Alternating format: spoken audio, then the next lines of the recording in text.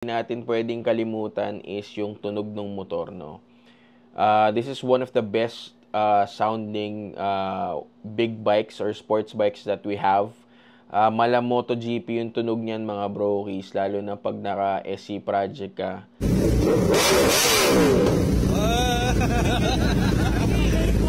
Ang ganang tenga mo dito.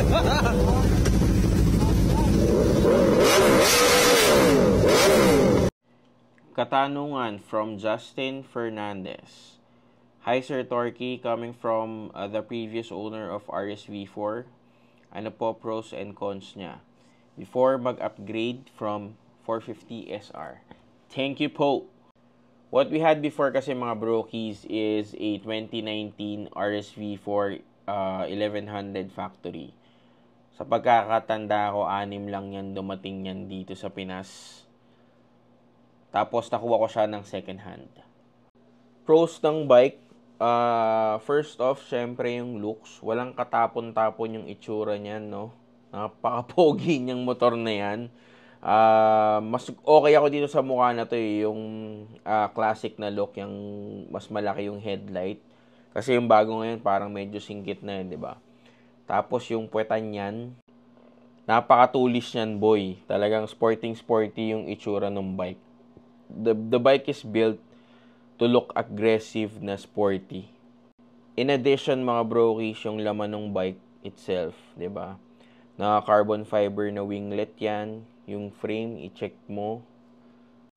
Naka Brembo brakes na rin 'yan, mga brokies, tapos naka Öhlins din sa harap likod. The parts that I've mentioned, stock parts 'yan, mga brokies. So in terms of the bike itself, busog na kagad yan kahit stock pa lang.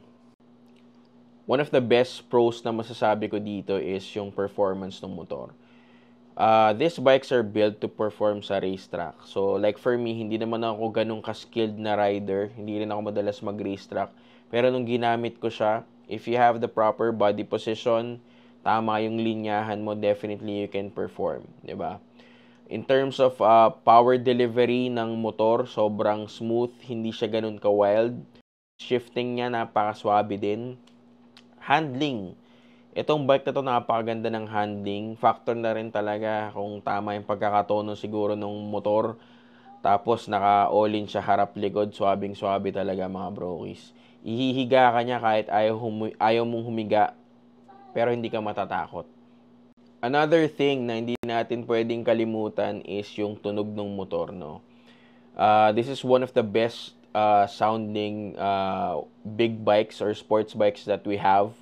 Mala MotoGP yung tunog niyan, mga brokies, lalo na pag naka SC project ka. Isang red bomb. Okay lang yan.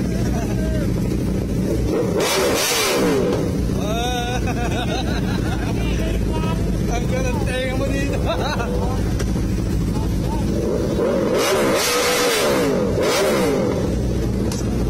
Mga mahilig ng 4-cylinder dyan. So, good thing, 4-cylinder tong motor na to. Pero V4 engine siya. So, hindi siya yung flat plane. Hindi siya yung normal na yung nakasanayan natin tunog.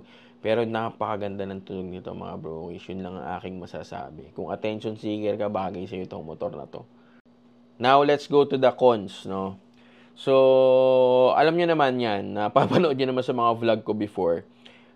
Itong motor na to is really built for, alam mo yun, high-speed racetracks or to perform, di ba?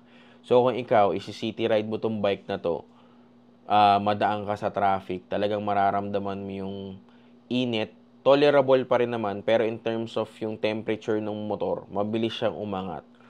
So, kung may stoplight, 30 seconds, makikita mo yan, ang bilis umangat nung temperature niya.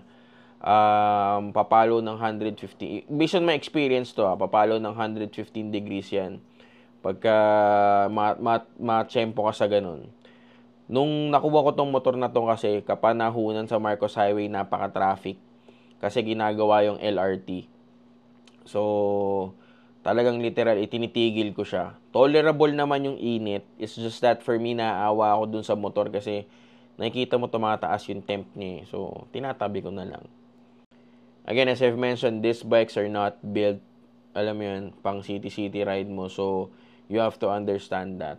Normal naman daw talaga yun sa RSV4 kasi kahit, alam mo yun, nagpalit ako ng kulat, nagmukul pa ako, talagang hindi siya umi-effect. I do have friends na may mga ganitong model din, specific to this model, mga tropa rin naman nating malupit. Normal daw talaga. So, if you will buy this bike, prepare. Another thing na you need to look out for this bike is yung mga switch. Pag yan nabasa, deads ka, tapos napastart mo, palit yan, boy. I do have friends na talagang, alam mo yan, mga naka-experience na ng ganun. So, kailangan talagang iwas-iwasan daw. Kahit nung nagpapalit kami ng ECU nun, sinabihan din ako nun eh. Kaya, yan ang kailangan mong iwas-iwasan. Bawal siya mabasa. Yung ano rin ito, as I've mentioned, pwede mong palitan yung mga ano, 'di ba? Yung sa settings niya. Kunwari sa mga traction, power modes and all. If you go to the specific setting, medyo hindi siya for me, hindi siya user friendly. Kailangan aralin mo talagang maigi para ma-navigate mo siya ng maayos kasi kung hindi, alam mo yun, parang hindi mo siya may exit. Ganun lang, baka tangalan talaga ako. Pero, yun, kailangan mo aralin mo maigi yan.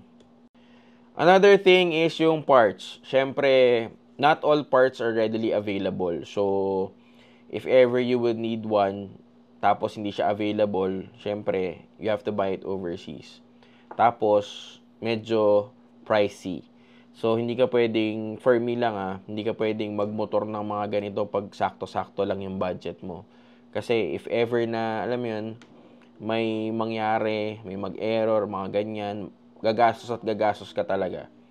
Kaya binenta ko siya, wala akong pera. Char lang. So, isa pa to, kung ikaw medyo challenge ka sa height, mga brokies, etong bike na to medyo may katangkaran. Tapos, malapad yung upuan. So, talagang mapapatingkayad ka. Mala roller coaster experience ko dito sa motor na to kasi kung matatandaan nyo, iba yung ECU na laman pala ng motor, 'di ba? So, we had to change it. Tapos, kumbaga, in-upgrade na lang namin sa race ECU para hindi masyado masama sa loob. Tapos, pagka-upgrade, tsaka ako na ibenta. Nagastosan tayo na matindi-tindi. So, yun. Okay naman siya. That was an isolated case naman. So, overall, for me, solid na solid yung bike. It's just that you have to factor in some of the things na nabanggit ko. So, to check kung kaya mo ba i-sustain yung bike, kaya mo ba yung height, saan mo ba siya gagamitin and all. 'Di ba? Kailangan mong i-check yan lahat-lahat. Kailangan mong mag-checklist para sure ka, 'di ba? Kasi eventually ikaw din ang mahihirapan or baka hindi mo rin siya ma-maximize.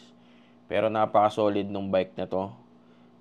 So, if you have a chance to get one, birahin mo na, boy. 'Di ba? So, ikaw, based sa mga nasabi ko, kukuha ka ba ng RSV4? Comment down below.